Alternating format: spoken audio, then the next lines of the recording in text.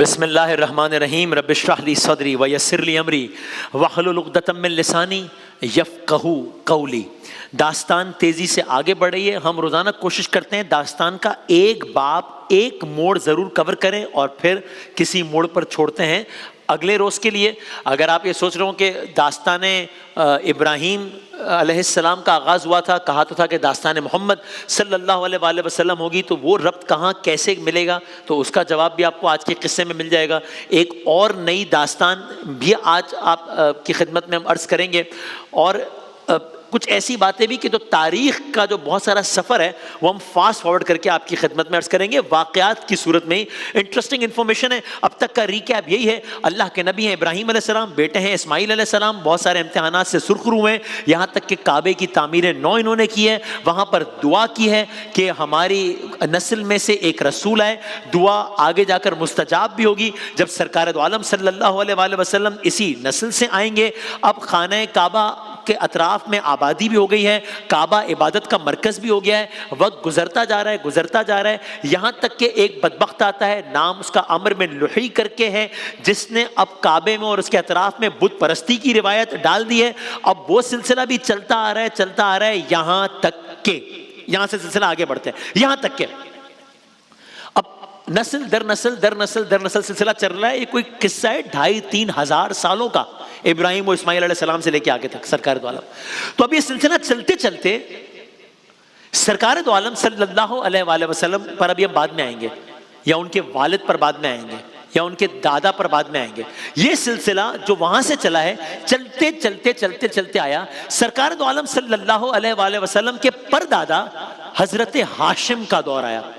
جو اکثر سنتے ہیں نا بنی ہاشم بہت سنتے ہیں نا جب رسول اللہ کا ذکر ہوتا ہے۔ یعنی اگر میں کوئکلی دکھا دوں، آپ کی خدمت میں عرض کر دوں تو عدنان ہے، یعنی بہت سارے ہم نے شجرہ نسب کو اسکپ کرتے ہوئے، عدنان ہے جد اعلیٰ سرکار دو عالم کے، پھر معاد بن عدنان ان کے بیٹے، پھر فہر بن مالک ان کا نام قریش تھا، پھر قصی بن کلاب، پھر عبد مناف بن قصی، پھر ہاشم بن عبد مناف جن کی ہم آج بات کریں گے، پھر ان کے بعد ہیں حضرت عبد المطلب بن ہاشم جو سرکار دو عالم کے دادا تھے، ان کا واقعہ بھی عرض کریں گے، پھر عبداللہ بن عبد المطلب سرکار دو عالم کے والد، ان کا واقعہ بھی عرض کریں گے، پھر سرکار دو عالم محمد بن عبداللہ صلی اللہ علیہ وآلہ وسلم ان کے واقعات بھی۔ اس طریقے سے ہم مرحلہ در مرحلہ سیریز کو آگے لے کے چلیں گے انشاءاللہ۔ اب یہ سلسلہ چلتے اس سیریز کے جو نمبر 6 ہیں، ہاشم بن عبد مناف سرکار دو عالم کے پردادا، ان تک آیا۔ بنی ہاشم یعنی ہاشم کی اولاد یا ہاشم کی نسل جس میں رسول خدا صلی اللہ علیہ وآلہ وسلم شامل ہے۔ بنی ہاشم کون ہے؟ قریش کا ایک معزز خاندان ہے، اس کا نام ہے بنی ہاشم، آپ کہہ لیجئے۔ قریش کیا ہے؟ مکے کے بہت سارے قبیلے ہیں، ان میں سے قبیلہ ہے قریش، بڑا قبیلہ ہے جو خانہ کعبہ کی دیکھ بھال کرتا ہے، تجارت کرتا ہے، مختلف خاندان ہیں ان میں، جن میں سے ایک بنی ہاشم ہے۔ اب بات آ گئی ہے جناب ہاشم تک۔ یہ جناب ہاشم کون ہے؟ کیا ہاشم ان کا نام ہے؟ نہیں۔ تو پھر ہاشم کیوں کہتے ہیں؟ ان کا نام تو ہے عمرو بن عبد مناف۔ تو ہاشم کیا ہے؟ ہاشم لقب ہے۔ تو یہ ہاشم لقب کیوں پڑا ہے ان کا؟ ایک واقعے کی وجہ سے، وہ سن لیجئے۔ داستان ہاشم کہہ لیجئے آپ، جناب ہاشم۔ ہاشم کہتے ہیں ٹکڑے کرنے والا، توڑنے والا، ٹکڑے کرنے والا۔ تو یہ جو ہم بار بار سنتے ہیں بنی ہاشم، یہ جو نام پڑا ہے ہاشم، یہ کیا ہے؟ اس کے پیچھے ایک واقعہ ہے، وہ آپ کی خدمت میں ہم عرض کرتے ہیں۔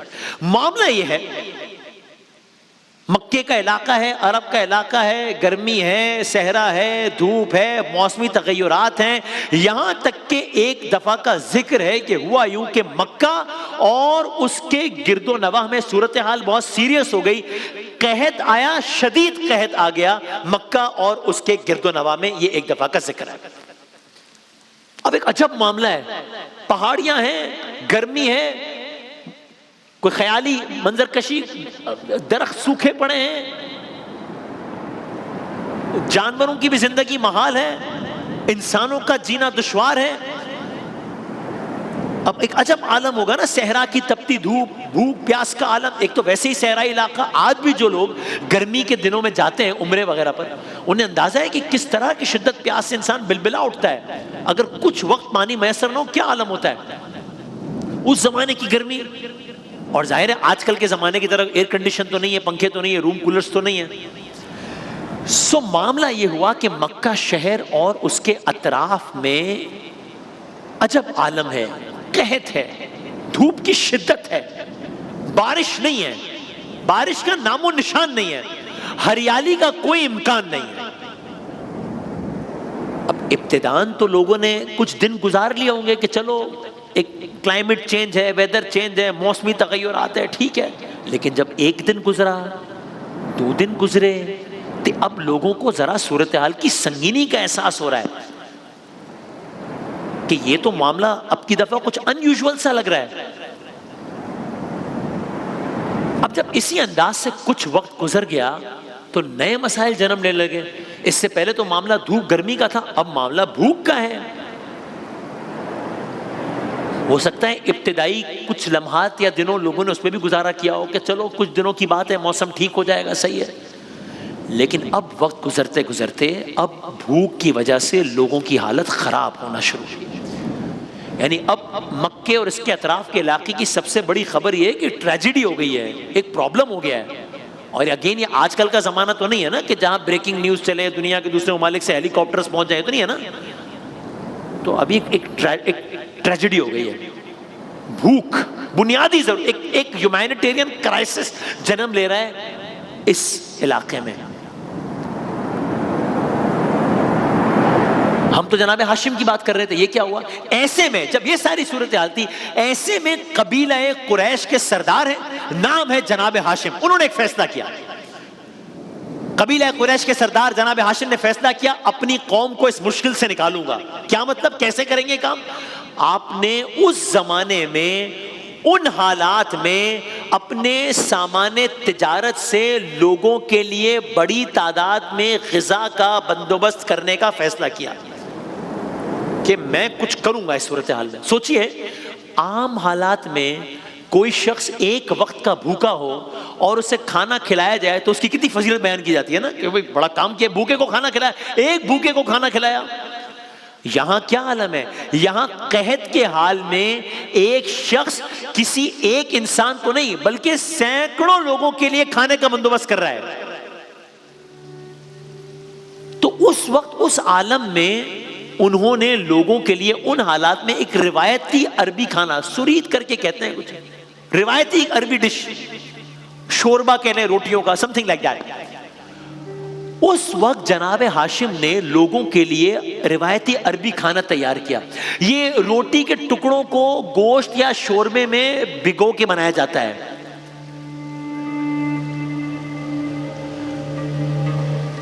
تو بتایا جاتا ہے کہ جناب ہاشم سردار ہونے کے باوجود اپنی ہاتھوں سے روٹی کو ٹکڑے کرتے اور لوگوں کے لیے کھانے کا انتظام کرتے ہیں. یعنی بات سوچیں کہ کیا منظر ہوگا.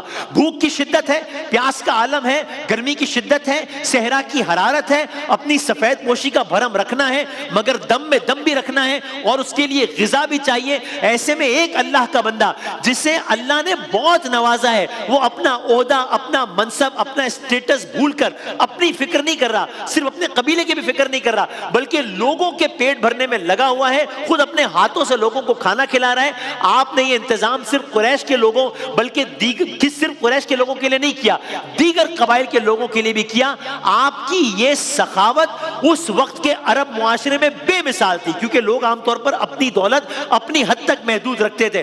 کیونکہ آپ نے روٹی کو ٹکڑے کر کر کے وہ روایتی عربی ڈش تیار کی اور لوگوں کو کھلایا، اس لیے آپ کو اس واقعے پر ہاشم کہا جانے لگا. ہاشم یعنی ٹکڑے کرنے والا. تو اسے بچوں کے لیے کہ اب جب ہم لفظ ہاشم یا بنی ہاشم ذہن میں آئے تو ذہن میں سرکار دو عالم کے پردادا ہیں اور نام ہاشم، لقب ہاشم اس لیے پڑا ہے اس واقعے کی وجہ سے.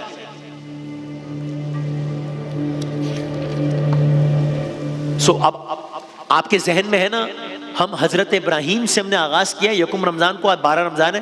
ہم ابراہیم علیہ السلام سے آغاز کیا، اسماعیل علیہ السلام، پھر وہ رمی کا واقعہ، سعی کا واقعہ، زمزم کا واقعہ، الگ واقعات، پھر امر میں لحی کا واقعہ، یہ تعمیر کعبہ کا واقعہ، داستان، یہ سب کرتے کرتے کرتے کرتے آج ہم جناب ہاشم تک پہنچ گئے ہیں. آگے بڑھتے ہیں. اب ہاشم بن عبد مناف ہے نمبر 6 پہ، تو نمبر 7 پہ کون ہے؟ حضرت عبد المطلب بن ہاشم.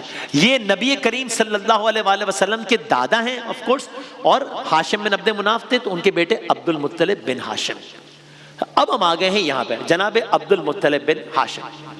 انہی ہاشم کا ایک بیٹا پیدا ہوا اس کا، جن کا نام ہے عبد المطلب، رسول اللہ کے دادا. اب جس طرح جناب ہاشم کا یہ انٹرسٹنگ تاریخی واقعہ ہے، ویسے ہی جناب عبد المطلب کے حوالے سے بڑی دلچسپ باتیں، بہت دلچسپ واقعہ ہے.